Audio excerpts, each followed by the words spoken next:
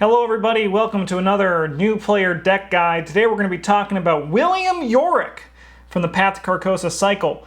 If this is your first time seeing one of these investigator guides that we do for new players, we are talking about just the core set and the cycle in which Will Yorick came from. And we build this deck with two core sets in mind. We highly recommend, if you don't have two core sets, to buy another one or proxy the cards you don't have. You will win more, I promise. So we have our very own Will Yorick, because Bryn looks just like him, to talk about Will today. So Bryn, I made a video, these next three, there's one for each of us. Why don't you talk a little bit about William Yorick? Alright, so Will Yorick is technically a red character, but that's not important. You're going to play more blue cards than red cards, because you got 4 punch. Blue cards do the best job of making use of that 4 as punch. You can see in the deck. Yeah, as you can see, we're a blue character in disguise. We've got a reaction ability after we defeat an enemy. We can choose an asset in our discard pile and play it, paying its cost once per round. Which is why some of these cards are here. We'll get to that. And then our star effect is effect test +2, and if the skill test is successful, we just return a card from our discard pile to our hand. It's probably one of the best stars in the game. Unfortunately, we have no real way to abuse that, given mostly red and blue cards. Our signature asset, we've got Bury Them Deep, so you get to, after you defeat an enemy, you get to play Bury Them Deep for a 0, and you add that enemy and Bury Them Deep to the victory display, and Bury Them Deep is worth a victory. Yeah. So it's sort of like a Delve Too Deep, but instead of drawing an extra card, you just have to play the game. Yeah. And everyone loves you when you play it. Yeah, right. You get to pick an annoying enemy, and you're like, 1 less of these, please. Or you can even pick like your graveyard ghouls, or if somebody else has a weakness enemy, you can pick that enemy and be like, that one's not in the game anymore though, please. Yeah, and in worst case scenario as well, if you need the experience and you're running out of time, just bury some rats. Yeah, right. The graveyard ghouls are a fairly soft weakness. They do have 3 health, which is a little frustrating, but the rest of them kind of doesn't do anything. While they're engaged with you, you can't play, your cards can't leave your discard pile, which is pretty much the thing you do. So you do need to kill them or run very fast, because they have Hunter, so they will chase you. But as you said, they're pretty easy to kill. They're just... Yeah. They're a very soft weakness for Yorick because, like, they're an enemy and killing enemies is what you do. Yeah. Yeah. So it's kind of like... It's like having a yellow character and they're like, your weakness is like, I'll go pick up 2 clues, and you're like, okay, if I have to. Sure thing, game. You got me. You got me good. Yeah. All right, let's start talking about the core set cards that are in the starting deck, and then we'll get to the Carcosa cards and then upgrades. So, some of the core set cards, we have 45 automatic. This gun kills people. Shoot good. Yeah, the gun shoots pretty alright. There's not a whole lot else to say about it. It's actually surprisingly worse than Knife in this deck. Most of the time. The only time it's better than Knife is when you're fighting an enemy who has more than 3 health. In which case you do kind of need that extra damage. So why is Knife so good in that case, Brian? Knife is a 1-costed asset, and we can take a fight action with just +1 fist, or we can discard it to get +2 fist and deal an extra damage. And we get to play assets from our discard pile when we defeat enemies, like possibly by throwing a knife at them. So then, in this case, like say for example, you use the knife to stab somebody, and then you use it again to get the +1 damage and it's discarded, and you kill the enemy. Can you then play the knife from your discard pile? That's a good question. And Britt's like, I don't know. The answer is like probably yes. Because it's probably like really important for people playing this deck.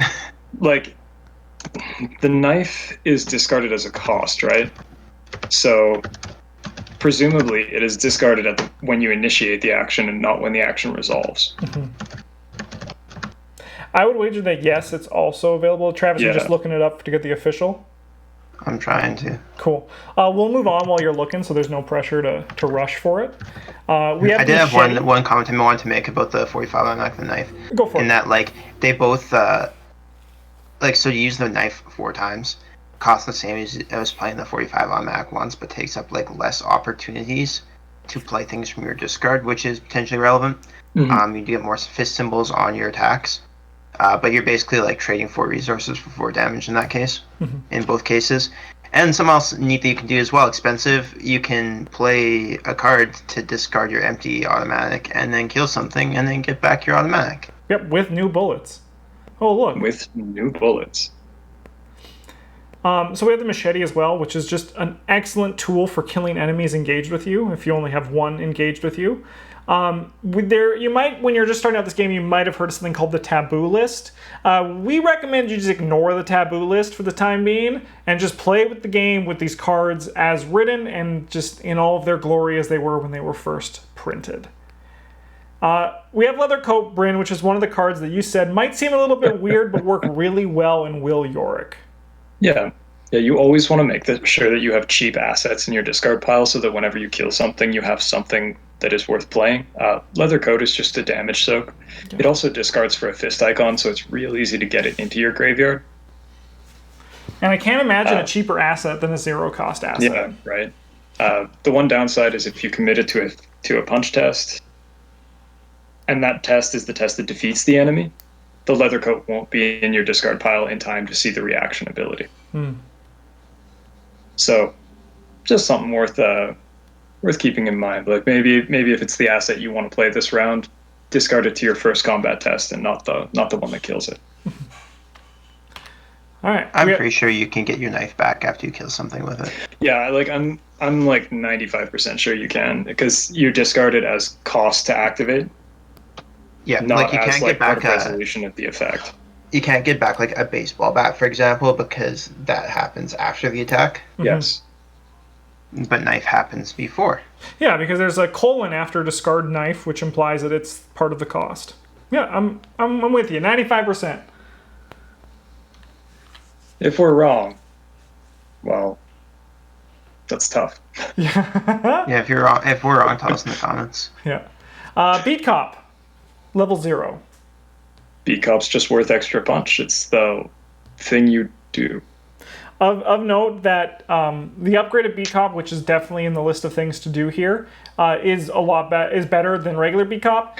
You can get Beat Cop back because it is an asset from your discard pile.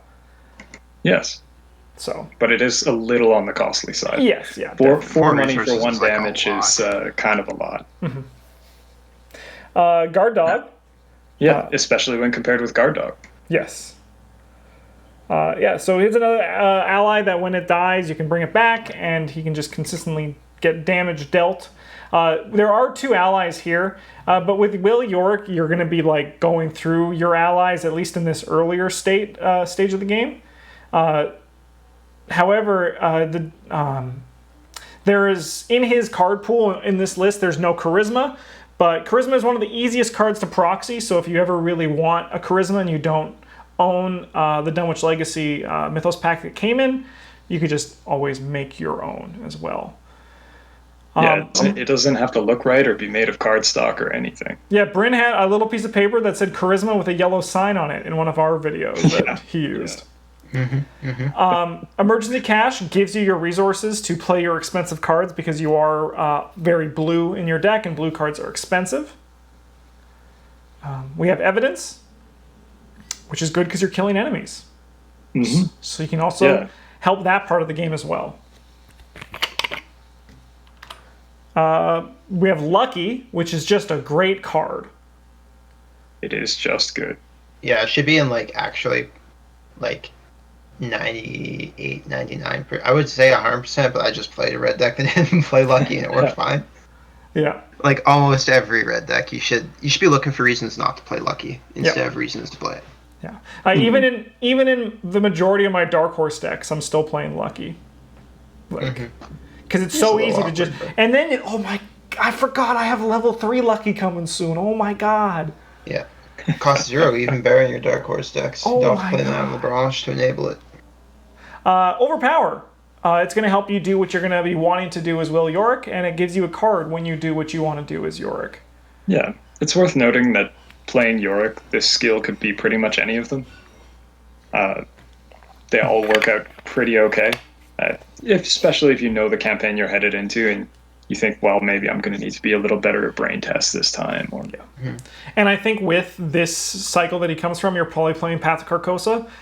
Then it being a guts instead is probably worth your time. Path of Carcosa is very heavy. That was on the Brand's brain test. decision. If this was my deck, it'd have guts. yeah. This one's it's got overpower because sometimes you need a little bit of help getting over the tough enemies because you're not actually a blue investigator. You don't get to play the big not flashy super blue great. stuff. Yeah. We have Vicious Blow, which helps you kill those enemies quicker. If you draw your graveyard ghouls and you have a machete, and you Vicious Blow, then you kill them in one action instead of two. Yeah, and then you said, "Hey guys, look! I found a leather coat inside of these graveyard ghouls." Yeah. All right, let's get the I think Carcosa that's my cards. favorite part of playing Yorick. Oh, It's not inside him. He's just wearing it. And you take it off. No, and you're like, nice. it's inside them. Yeah. Oh Oh, my guys, God. good news! I found my beat cop. He was inside of this dole. Yeah. Gravedigger Shovel. Apart from being thematic, why is this card good, Bryn? Well, sometimes you need to get clues, and 2-book is really bad at that. Plus, it's an asset, so when you discard it, you can play it again from your discard pile, unlike the evidence. So you can recur this to get multiple clues. It is a little bit on the expensive side, and it does take up one of your hand slots, but if you end up discarding an item for possibly like a single punch pip, that's not the worst thing that can happen to you. That's like pretty okay. Yeah, and I think realistically, like Gravedigger Shovel, at least in the starting deck, is not something you want to be doing repeatedly. Like if you do it twice in a scenario, you're like, okay, I'm good. I've contributed more than enough. You clue getters can do the rest. Sometimes you end up in a scenario where the difficult thing is that they're like, you have to get all the clues off this location. There's only 3 of them here, but the shroud is like 6 or 7. And you're like, don't worry, guys, I'll go dig it up. Yep. Yeah. It also just gives something for you to do on your down turns. Like sometimes as a monster killer, there just aren't any monsters, and you're like, I have nothing to do. Yeah, or you need to kill an enemy that has 3 health, and you can just swing your first attack with the Gravedigger's Shovel to get the +2, and then swing with your extra damage weapon. Yeah, that Or +2 shoot is him with your limited use weapon. Exactly. Yeah, that's the +2 is actually pretty nice there. It's a pretty hefty bonus. Yeah. It's nice for bonking cultists and whatnot. Yeah. Cherished Keepsake. One of Bryn's favorite cards. Oh man, Mr. Potterson keeps you alive through so much crap that should kill you. Oh. Like, I think the weak I'm no part of this expert. I've only played character Will is- Yorick once, but this card's very important to keeping your sanity good. Like you have like an endless 2 soak. It's like your own little Pete Sylvester that you just have to kill a dude to get procking. Yeah, sometimes you kill a cultist and he's like, I stole your teddy bear, and you're like, I'll kill you for that. Yeah, how dare you? Let me handle this, which just helps you grab cards that you don't want other people to deal with. Plus your defensive stats, you got 3 in your brain and a 3 in your foot, so with the +2 from Let Me Handle This, you get to test at 5, which is a pretty comfortable place to be. The other part of this card is the reason that Taunt is binder fodder, in that if anyone on your team anywhere draws a monster they don't want to deal with or are incapable of dealing with, that's cool, because you drew it. Why is Inspiring Presence here, apart from the fact that, it does things? It's really good with both the upgraded beat cop that we'll get to in a minute, and with guard dog. I don't know, Justin, have you read what the card does? Yeah, I'm asking more for viewers who might not know why, just so I don't eat up all of the I talking know, space. I'm just bugging you. Yeah, so when we succeed our skill test with it, we get to ready and heal one of our allies. Yeah. Also, 3 pretty good pips on that. The book can sometimes just help someone get over a bump that they need to. Yeah, I do this like works how well if you're- Inspiring Presence doesn't let you run away, so you can't be like, you guys handle it, you got it.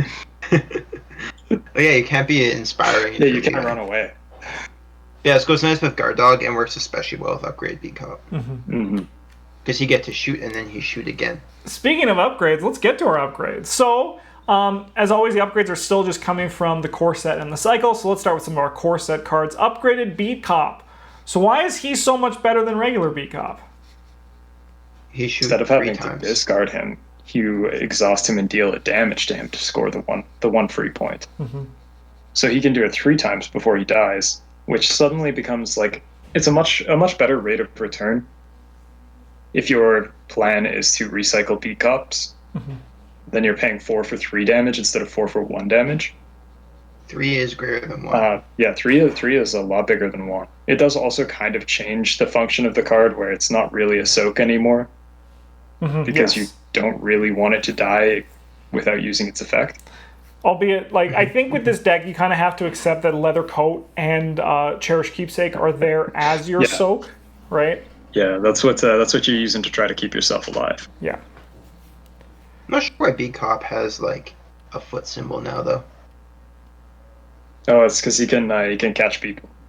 Yeah. He's fast. He's been working I out. mean, I would have thought that if they made that card now, I bet it'd have 2 punch symbols. But I agree. to make you actually think about committing it for something one time. It's like this upgraded 45 automatic. Yeah. They don't well, want this you to makes commit sense because the first one had a foot symbol. Yeah. For some reason. I think it's because Yes. I think that's a relic from Mansions of Madness where all the guns were agility based. So Yes. I guess that would make sense. yeah. Kind of. Yes. Yeah. So you go, Bryn. This upgraded 45, it gives you +2 instead of +1, and you get to ignore the retaliate keyword on anything you shoot, which is it's a nice little safety net. The real upgrade of this is not the ignore retaliate; it's the +2 to your punch test ring Actually better than knife now. to hit Like, them. extremely Yeah, like better. it is actually just better than the knife when upgraded. I hope so. I'll pay 2 experience for this worst knife. Yeah. We got Lucky, level 2 Lucky, which just does the same thing but now draws a card, replaces itself. I don't think this is high priority. I think for Yorick, basic Lucky is more than enough. But Upgrade Lucky is always a luxury upgrade. yes. Police Yeah, we badge. got this one's an interesting choice. It takes up the same slot as your cherished keepsake, so there is that. However, the first time you kill an enemy in a round, you can take 2 extra actions for the cost of 3 money, and that's a pretty solid deal. It makes you into like off-brand skids. Who's like kind of more efficient. Yeah, who's like slightly more efficient. Yeah.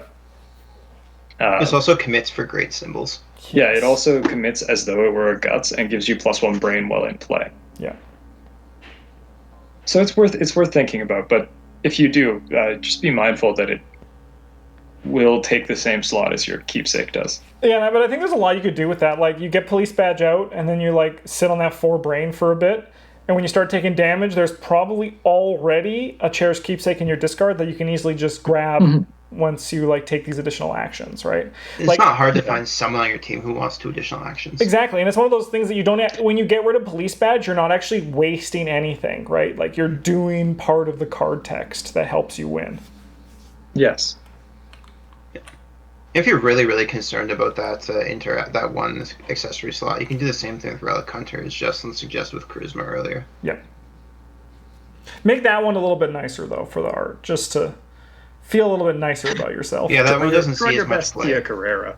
Yeah. It deserves a little bear. And then we have Will to Survive, the best card we never play.